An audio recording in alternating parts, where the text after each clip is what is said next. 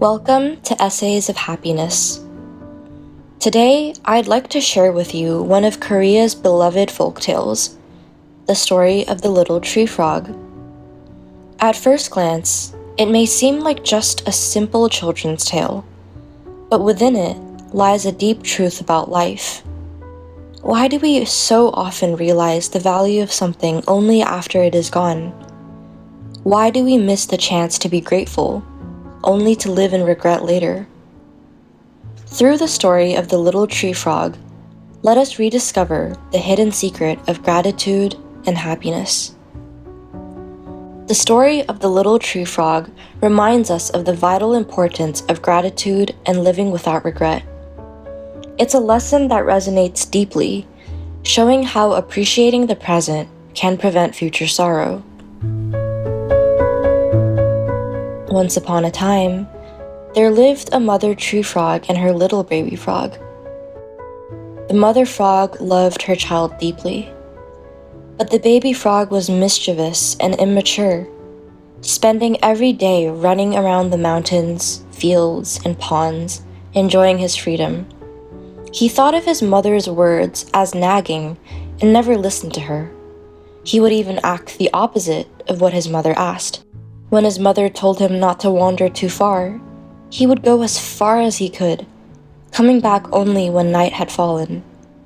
When she told him to sleep early, he would stay up all night.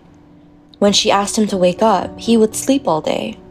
The mother frog was heartbroken seeing her little frog always do the opposite.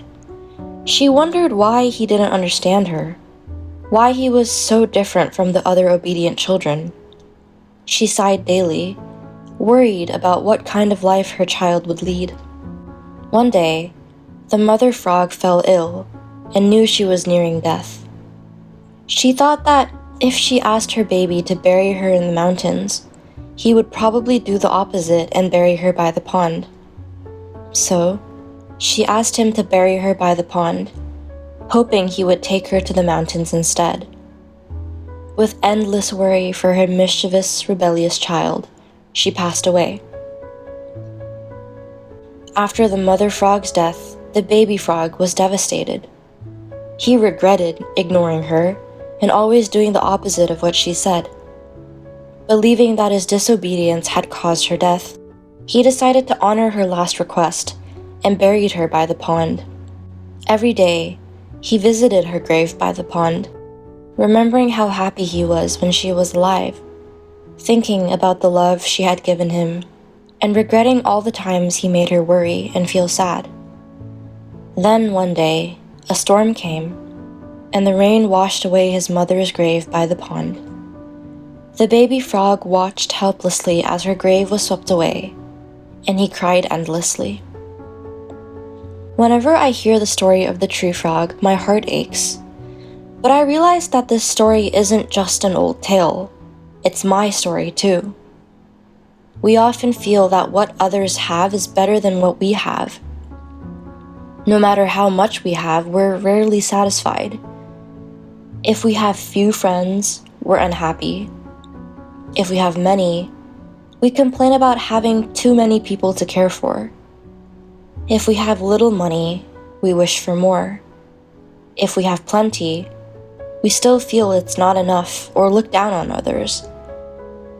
Some people advise us to look downwards, to be satisfied by seeing those with less. But isn't that an arrogant thought? Who am I to consider others below me? I may distinguish between good and bad people, those with high or low status, the wealthy and the poor. But I don't believe in higher and lower people. Am I a tree frog? I am blessed, yet feel unlucky, happy, yet think I'm unhappy. I have plenty to smile about, yet I frown and get annoyed. I have enough to share, yet I hold on tightly, always wanting more. Where did I go wrong? Why do I feel low self-esteem, thinking I'm worse than others, or arrogant, thinking I'm better? It might be because I lack gratitude. If I see what I have as something natural and not worth appreciating, or if I constantly desire what others have, I cannot be happy. When we lose what we have, only then do we realize its value. But if we don't recognize our happiness now, we can't be happy after it's gone. What is it that I need to be better at? What kind of success am I striving for?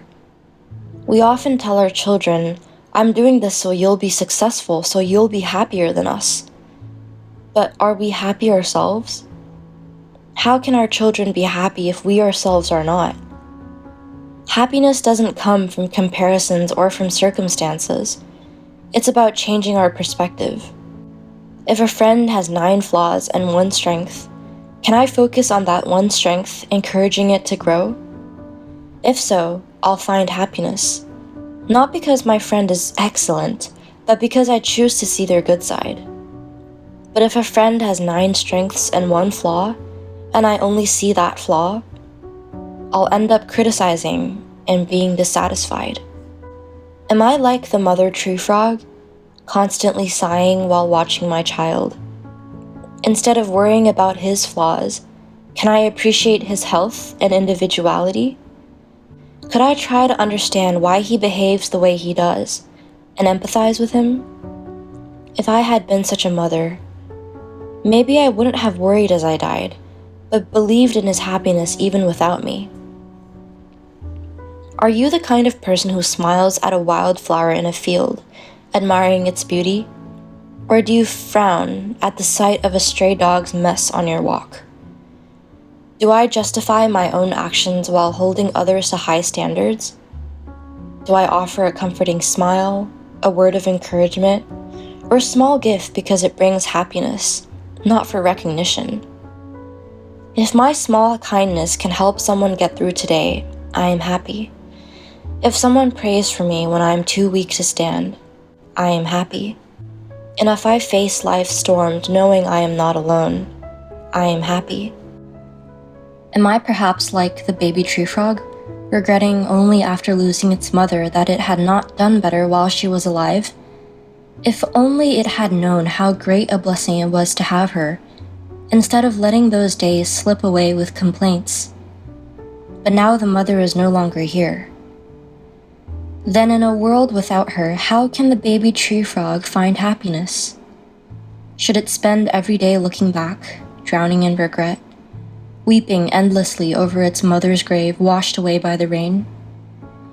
Though the mother is no longer in this world, the baby frog can imagine her rejoicing to see it still dreaming. If it grows healthier, happier, and stronger, making today a little better than yesterday, step by step, it will no longer be bound by the past, but treasure the present and live each moment more joyfully. I want to be a little tree frog who dreams, who doesn't live in regret, but in encouragement, hope, and appreciation of today. Ultimately, the story of the little tree frog encourages us to choose a path of gratitude and living without regret, ensuring that we cherish the moments that truly matter.